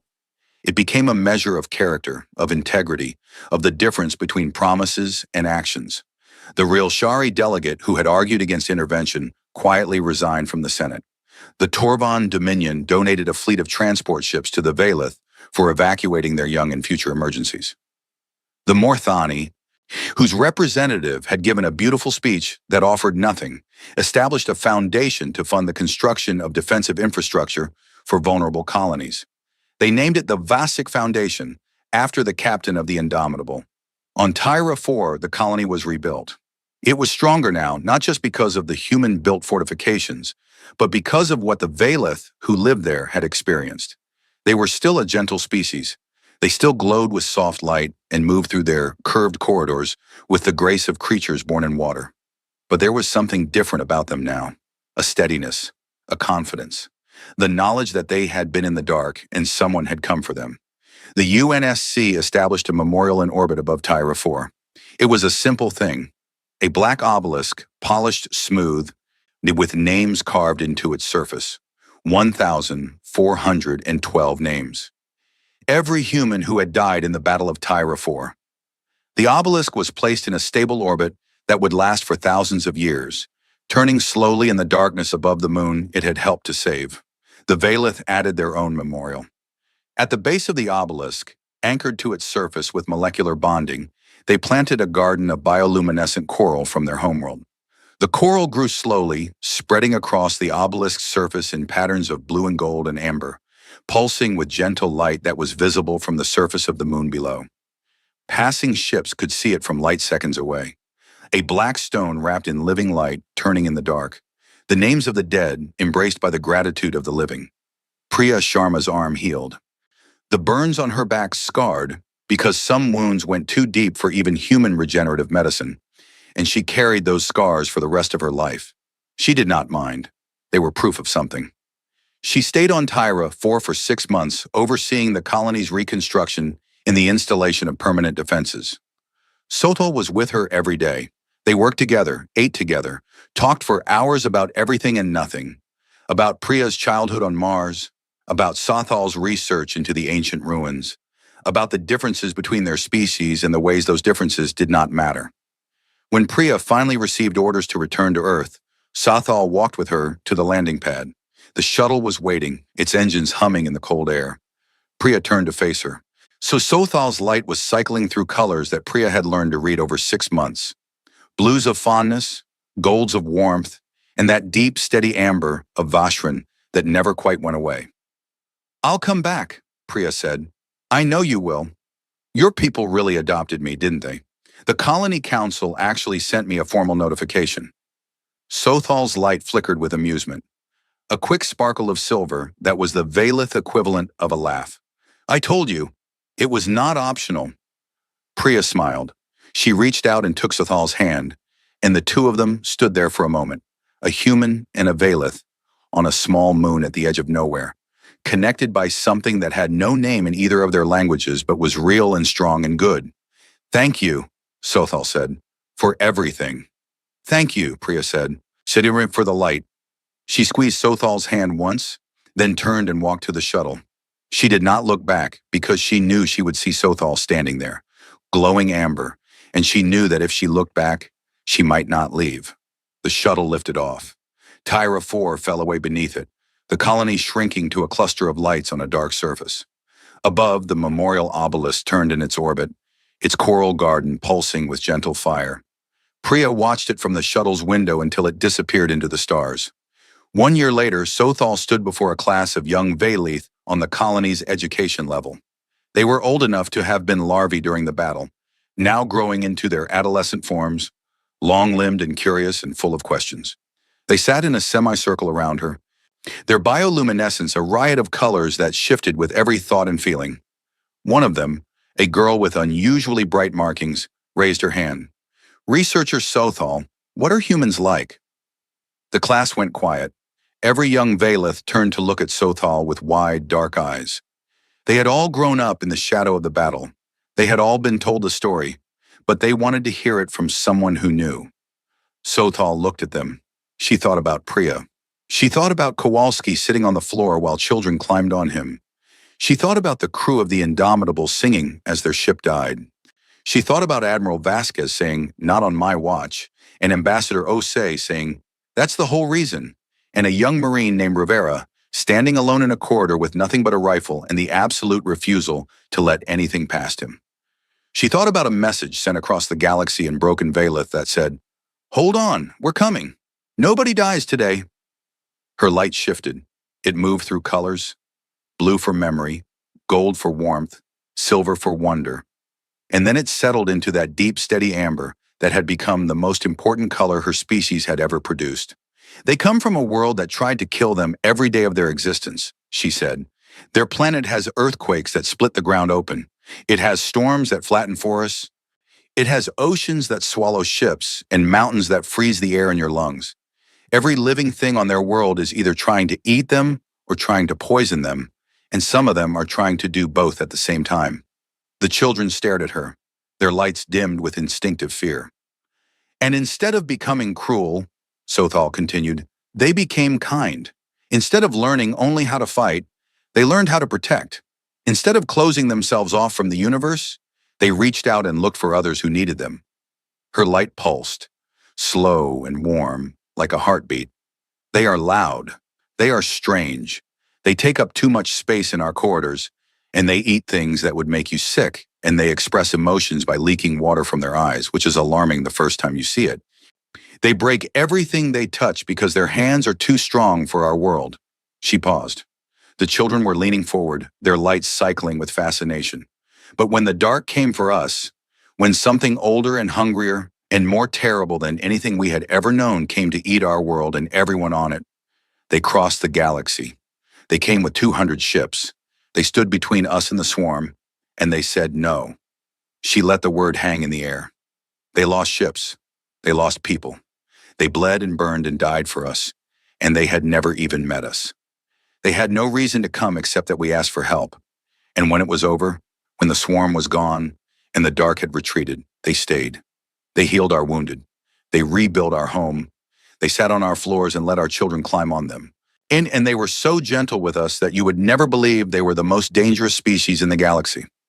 She looked at the girl who had asked the question. Her light was the steadiest amber the class had ever seen. "That is what humans are like." The classroom was silent. 20 young Valiths sat in a semicircle, their bioluminescence cycling through colors they did not fully understand yet, feelings they were too young to name. But among the shifting blues and golds and silvers, amber was appearing. One by one, the children began to glow with a color their grandparents had never known, a color that had been born in the darkest moment of their colony's history and had become the brightest light in their vocabulary. Vashrin, the light of those who came. Outside the classroom, beyond the colony walls, beyond the thin atmosphere of Tyra 4, the memorial obelisk turned in its orbit. 1,412 names, carved in black stone, wrapped in living coral that glowed with the light of a grateful species. And beyond the obelisk, beyond the system, beyond the vast and empty distances of the ashful expanse, the galaxy turned.